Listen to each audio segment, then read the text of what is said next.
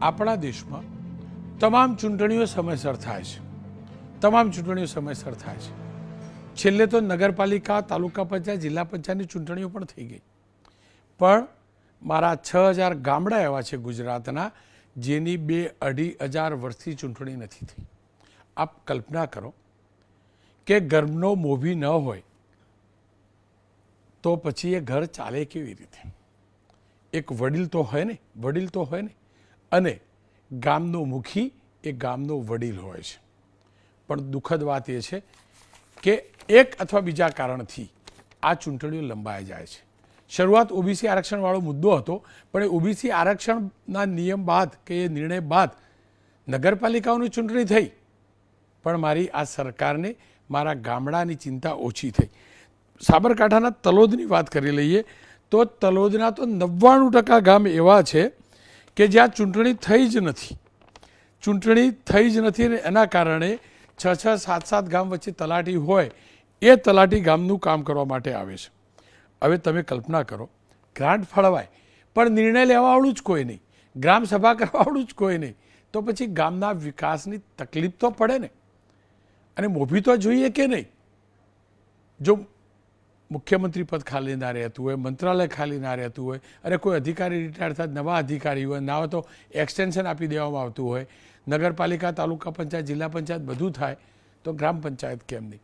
ક્યારે થશે ગ્રામ પંચાયતની ચૂંટણી? એ સતત સરકારને હેમરિંગ કરીને પૂછતા રહેવું જરૂરી છે.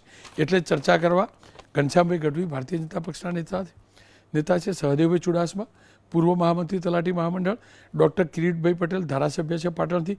સહદેવભાઈ, પહેલાં તમારી પ્રતિક્રિયા લઈ લઉં. આ બધા કહે કે ભાઈ ગામડામાં કોઈ તકલીફ નથી કારણ કે ત્યાં તો વહીવટદાર છે. તમે શું માનો છો? વહીવટદારોથી વહીવટ સુચારુ રૂપે ચાલી શકો શક્ય છે ખરો? રોનકભાઈ, ગાંધી બાપુ એવું કહેતા કે ગામડું એ ભારતનું હૃદય છે. આપણા ગુજરાતનું પંચાયતી રાજ એ આખા દેશમાં એક મોડલ સ્ટેટ તરીકે આપણે ઉપસાવી રહ્યા છીએ. ત્યારે આ ગામડાના હૃદય સમાન ગ્રામ પંચાયતની ચૂંટણીઓ જો આજ જૂન 22માં ખાલી પડી હતી, ત્યારથી લઈને આજ જૂન હમણાં આવશે 3 વર્ષ થવા આવ્યા, અડધી પોણી ટર્મ પૂરી થઈ, છતાં આ ચૂંટણીઓ બાકી છે.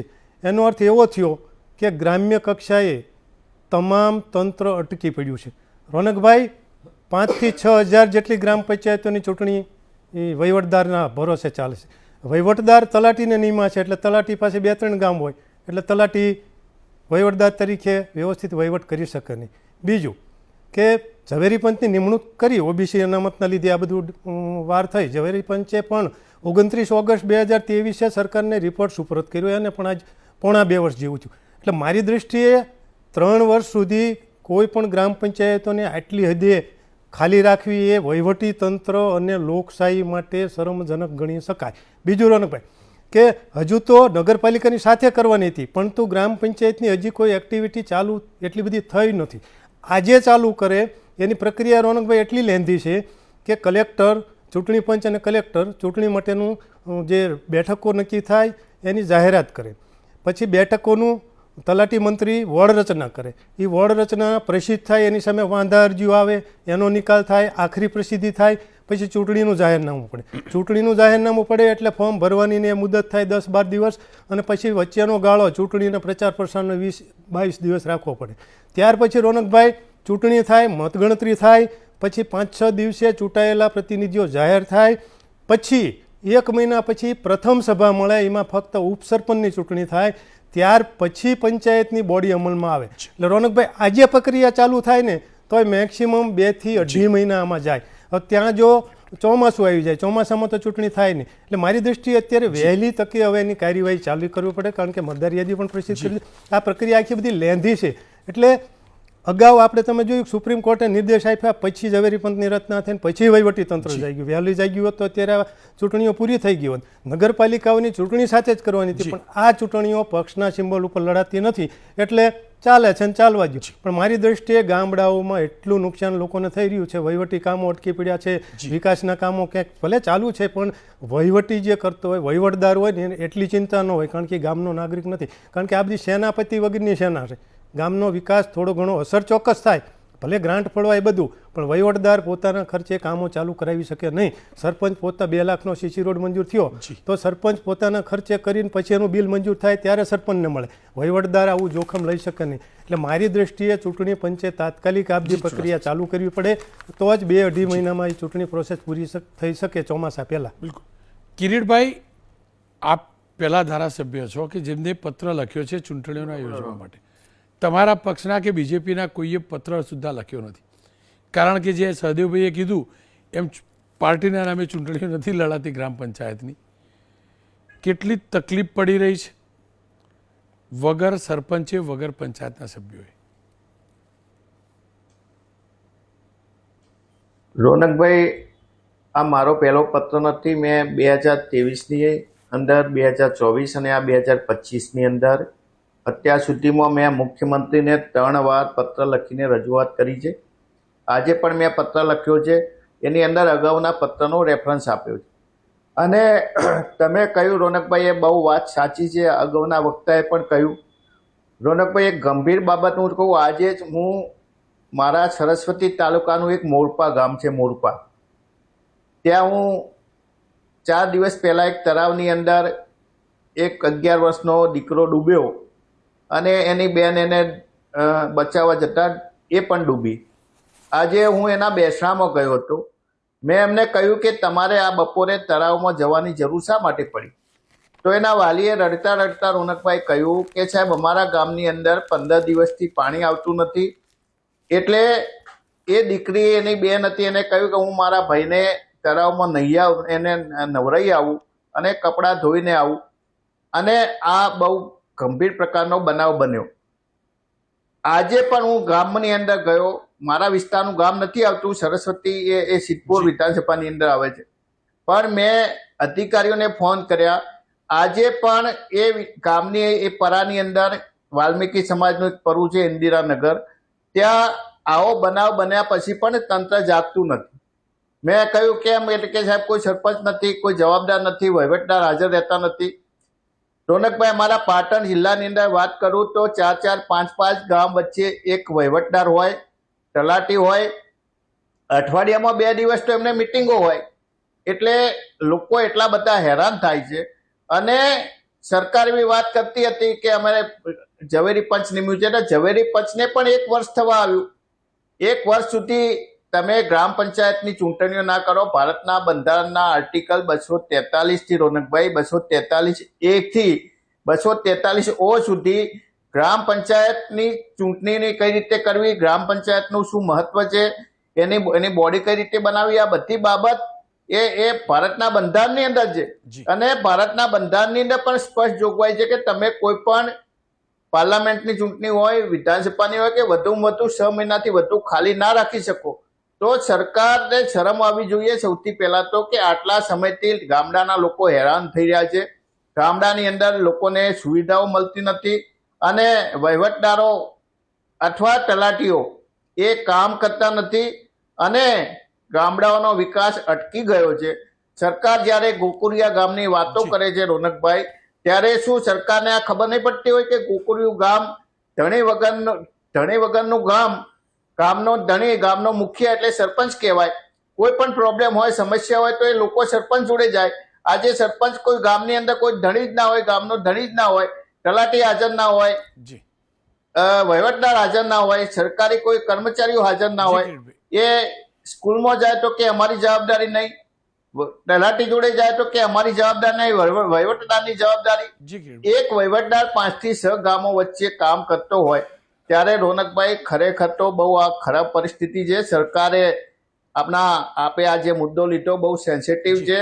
ગામના લોકોના આશીર્વાદ તમને મળશે રોનકભાઈ. અને સરકારે તાત્કાલિક કાર્યવાહી કરી અને ઝડપીમાં ઝડપી ગ્રામ પંચાયતની ચૂંટણીઓ થાય, ગામના લોકોને રાહત થાય. આજે પરીક્ષાની અંદર દીકરા દીકરીઓ ઘણા બધા બક્ષીપંચના અમારા વિસ્તારની અંદર કે તમામ સમાજના લોકોને કોઈ રોનકભાઈ દાખલો લેવો હોય ને, દાખલો, તો એમને 1 મહિના સુધી એમને રખડવું પડે છે અને છતાં પણ દાખલા મળતા નથી. આવા મારી પાસે ઘણા બધા વિદ્યાર્થીઓ આવ્યા કે એમનું કેરિયર ખતરામાં મુકાયું છે. ત્યારે સરકારને આ બધી ખબર નહીં પડતી હોય. સરકાર કહે છે કે અમારી આઈબી અમારું ઇન્ટેલિજન્સ પાવરફુલ છે. જી, જી. તો સરકારે તાત્કાલિક આ બાબતે કાર્યવાહી કરવી જોઈએ રોનકભાઈ, અને તમને પણ અભિનંદન આપું. કિરીટભાઈ, મને અભિનંદન એટલા માટે નહીં કે હું પણ ગામનો જ દીકરો છું. ગામવાળાની સમસ્યા મેં જોઈ છે, ગામમાં રહ્યો છું. સરપંચ શું કહેવાય એ હું જાણું છું. તમે પણ પત્ર લખ્યો એ બદલ તમને પણ આભાર કે તમે પણ ગામની સમસ્યાને વાચા આપી. ઘનશ્યામભાઈ મારી સાથે જોડાયા. ઘનશ્યામભાઈ, ગામને ન ધણિયાતું મૂકી દેવું. મને તો ચિંતા એટલે છે, ગામનું જે થવું હોય થાય. કમસે કમ તમારા પક્ષના સરપંચ સંમેલનો થાય એ માટે તો ચૂંટણી કરાવવાનું કહો. રોનકભાઈ, ગ્રામ પંચાયતો એ હું એવું માનું છું કે ધારાસભા કે લોકસભા એના કરતાં પણ ગ્રામ પંચાયતો મહત્ત્વની છે અને જરૂરી છે.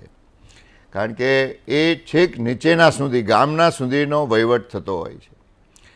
પણ આપણે ખ્યાલ છે કે જ્યારે ઝવેરી પંચની રચના કરવામાં આવી અને એમાં ઓબીસી અનામતનો પ્રશ્ન આવ્યો. ઓબીસી અનામતના પ્રશ્ન માટે પંચ બેઠું. એ પ્રક્રિયા થોડી અઘરી હતી. શરૂઆતમાં બહુ જલ્દી એમ હતું આના રિપોર્ટ આવી જાય ને આની કાર્યવાહી થઈ જાય, પણ ક્યાં કોને વસ્તીના ધોરણે કઈ રીતે અનામતો આપવી એના આંકડા, અને એ થોડું લેન્ધી પ્રોસેસ હતી એટલે થોડો સમય લંબાણો. પણ સરકારે જલ્દીમાં જલ્દી જે નગરપાલિકાઓની જ્યાં ખાલી હતી, જ્યાં એમના ચૂંટાયેલા પ્રતિનિધિઓ નહોતા, ત્યાં પહેલાં લોકોને પ્રતિનિધિ મળે એટલે નગરપાલિકાઓની ચૂંટણી, જિલ્લા પંચાયત, તાલુકા પંચાયતની ચૂંટણી કરી. હવે મેં એમ કીધું કે આ બહુ અગત્યની પંચાયત હોવાથી ત્યાં તમામ લોકોને ન્યાય મળી શકે અને એની રચના પણ વોર્ડ વાઇઝ કરવાની થાય. એટલા માટે એ રચનાઓ પૂરી કરવીને ગામડામાં સુધી જવું એ પણ થોડો સમય માગી લેતું હોય છે. એટલે એ પ્રોસેસ એ ચાલે છે. એટલા માટે પણ સરકાર કોઈ પણ ગામને વિકાસથી વંચિત રાખવામાં માગતી નથી. તમામ ગામમાં તલાટીઓને ફરજિયાત હાજર રાખવાનું હોય છે. મોટાભાગના વહીવટી કામો તલાટી જ કરતા હોય છે. માન્ય તલાટી મારી જોડે ચુડાસમા સાહેબ બેઠા છે, એમને ખબર છે. સરપંચનું કામ અને તલાટીનું કામ એ બે જુદું છે. તલાટીને વહીવટ કરવાનો હોય છે, કોઈને દાખલો કાઢવાનો હોય, કોઈ રેવન્યુનું કામ હોય, કોઈ પણ કામ હોય. એટલે ગામોમાં કોઈ પણ જાતના વિકાસ કોઈ સરપંચોના કારણે અટકે એવું માનતો નથી. હા, ચૂંટણી થવી જ જોઈએ. એ લોકશાહીમાં આપણી એક આ પદ્ધતિ છે અને લોકશાહીમાં લોકો દ્વારા ચૂંટાયેલા વડા ગામમાં હોય, તાલુકામાં હોય, જિલ્લામાં હોય કે શહેરોમાં હોય કે રાજ્યમાં હોય એ હોવા જ જોઈએ. અને એટલા માટે જ સરકાર જેમ બને તેમ નગરપાલિકાઓનો પંચાયતોની ચૂંટણી વહેલી કરી અને પ્રતિનિધિ આપ્યા એમ વહેલામાં વહેલી તકે ગામડાઓમાં એમના ચૂંટાયેલા પ્રતિનિધિઓ મળશે. પણ તાલુકા પંચાયતનો સભ્ય હોય ચૂંટાયેલો, એના અંડરમાં 3-4 ગામ આવતા હોય, જિલ્લા પંચાયતનો સભ્ય હોય ને ધારાસભ્ય હોય, તમામ લોકો જાગૃત રહીને આ ભૂપેન્દ્રભાઈની સરકાર, એ મુખ્યમંત્રી સતત જાગૃત છે. એને ખબર છે કે ગામડું શું છે. હું પણ ગામડામાંથી આવું છું, તમે પણ ગામડામાંથી આવો છો. એટલે હું મારા પક્ષના લેવલે ચિંતા કરું છું, તમે તમારા મીડિયાથી ચિંતા કરો છો. વ્યાજબી છે, જરૂરી છે. પણ સરકાર કોઈ પણ લોકોને સહેજ પણ તકલીફ પડે એવું કોઈ કામ નથી. કારણ કે વહીવટદાર હોય, તલાટી હોય, જિલ્લા પંચાયત, તાલુકા પંચાયતના ચૂંટાયેલા સભ્યો હોય, એમની ગ્રાન્ટોથી તમામ ગામડાઓનો વિકાસ થઈ રહ્યો છે. એટલે કોઈ એમ કે કોઈ ગામમાં કોઈ તકલીફ છે, કોઈ દવાખાનું, લાઇટ, રોડ, એને ત્યાં કોઈ જ જાતની તકલીફો નથી. તમામ તલાટીઓ આપવામાં આવી છે. ગઢવી સાહેબ, તલાટી ઓછા છે તમે જાણો છો. તલાટીઓ તમામ ગામોમાં છે. રોનકભાઈ, આ મારી સામે મોટાભાગના તલાટીઓ છે એ મોટા ભાગના ગામોમાં છે. કદાચ 1-2 ગામમાં એવું બને, કેટલા છે તલાટી? પણ પંચાયત તલાટીઓ તમામ ગામોમાં મોટા ભાગે છે. બોલો, કેટલા ગામે એક તલાટી? રોનકભાઈ, ગુજરાતમાં 14,000 ગ્રામ પંચાયતો છે, 18,000 ગામો છે, 14,000 ગ્રામ પંચાયતો છે. આજે પણ તલાટીનું જૂનું મહેકમ 40 વર્ષ પહેલાંનું છે. એટલે અત્યારે ભલે ચોક્કસ 2 વર્ષ પહેલાં ભરતી થઈ 3,000 થી 4,000 તલાટીઓની સારી વાત છે, પણ આજે પણ 30% જગ્યાઓ ખાલી છે. ટૂંક સમયમાં ભરતીની હજુ પણ જાહેરાત થવાની છે. ગામ ટુ ગામ છે, ગામે ગામ તલાટી હોય? ના, એક ગામે એક તલાટી તો હજુ નથી, બરાબર. કારણ કે એક ગામે એક તલાટી થશે ને ત્યારે જ આ તમામ પ્રશ્નો સોલ્યુશન આવશે. ગઢવી સાહેબ બરાબર. મને રોનકભાઈ, એટલું કહો ને. મેં કીધું સાંભળો, કે એક આખી કે બે ચિંતા ગામ છે, વચ્ચે હોય, મોટા ભાગના ગામોમાં તલાટીઓ છે, અને કદાચ એમાં શું થાય, જેમ રિટાયર થાય એમ જગ્યા ખાલી પડતી હોય, પણ તો ખબર પણ જ એની નહીં નવી retire ભરતી થઈ અને નવી જગ્યાઓ ભરવામાં આવતી જ હોય છે. ખેર, આ માન્ય ચુડાસમા સાહેબે મને એટલું કીધું કહો. 3-4 હજાર તલાટીઓની એક સાથે ભરતી ગઢવી કરી સાહેબ સાંભળો, હવે ચોમાસું આવી જશે, ચૂંટણી નહીં થાય તો પછી ચૂંટણી થશે ક્યારે? મારી મને એટલું કહી દો, ગ્રામ પંચાયતની ચૂંટણી ક્યારે થશે? તમને શું લાગે? પંચ કરતું હશે, આયોગ કરતું હશે, પણ તમને શું લાગે ક્યાં સુધીમાં થઈ જાય? આપણે ઈચ્છીએ કે વહેલામાં વહેલી ચૂંટણીઓ થઈ જાય, પંચ એની પ્રોસેસ બધી કરતું હોય છે.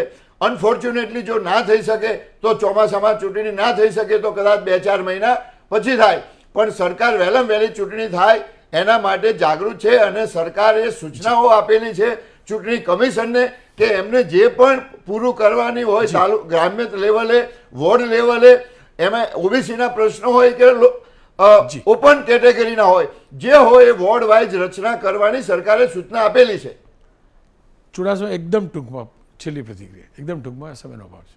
રોનકભાઈ, સરપંચ છે ને એ ગામનો પ્રથમ નાગરિક છે અને સભ્યો એની સાથે એના હાથ પગ છે. એટલે ગામડામાં જો સરપંચને સભ્યો ન હોય ને તો કોઈ આગ અકસ્માત, કોઈ 108 બોલાવી, ગટરના પ્રશ્નો હોય, પાણીના પ્રશ્નો હોય, વીજળીના પ્રશ્નો હોય, ક્યાંય બીજા આડાવડા પ્રશ્નો હોય તો સરપંચ કે સભ્યો ગમે તેના ઘરે રાત્રે દોડીને કામ કરે છે. એટલે એક આ ગામડામાં થોડાક આ પ્રશ્નો થાય છે, પણ મારી દ્રષ્ટિએ જો હજુ ચૂંટણી પંચ પાસે સમય છે, જો અત્યારથી વહેલું જાગે તો જૂન સુધીમાં ચૂંટણી થઈ શકે, નહીતર પછી ઓક્ટોબર પછી જાય ચૂંટણી. ખેર, ફરીથી કહીશ, ગામડા ભાગ્યા, શહેરોમાં ભેળવ્યા, કોઈ વાંધો નહીં ભાઈ, કોઈ વાંધો નહીં. મારા ગામડાને શહેર જેવા ન બનાવે તો એ વાંધો નહીં, પણ ગામની જે પ્રાથમિક જરૂરિયાત છે સરપંચની, એ સત્વરે પૂરી પાડવી જરૂરી છે. ન ધણિયાતું ગામ ક્યારે ન હોઈ શકે, જે મારા ગુજરાતમાં છે.